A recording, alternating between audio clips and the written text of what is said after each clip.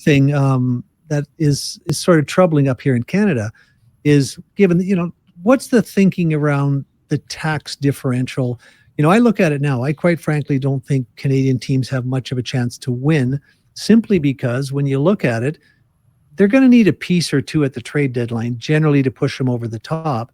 And if a player has a no trade clause or as an unrestricted free agent the previous summer, they're going to gravitate to the place where there's beaches, warm weather, winning, low taxes.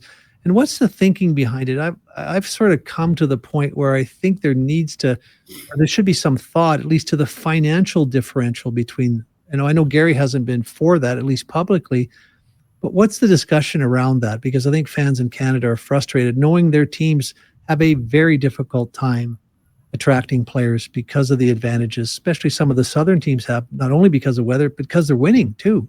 I'll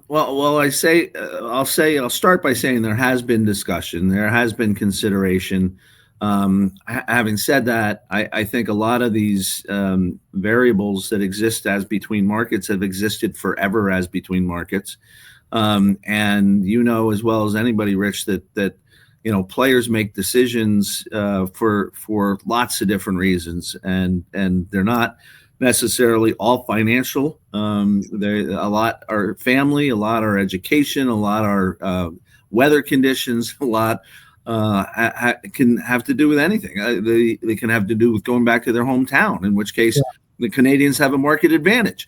They also get paid, as you know, in U.S. dollars, and pay a lot of their expenses in Canadian dollars, which is a huge financial benefit for players who play in Canada. So I think it's a tough argument to get your arms around. But I would say, I won't say most importantly, but very importantly, I'm not sure what a solution could be. I don't think you can have varying caps applying to various teams based on cost of living or a tax situation. It's just impossible to calibrate it that way.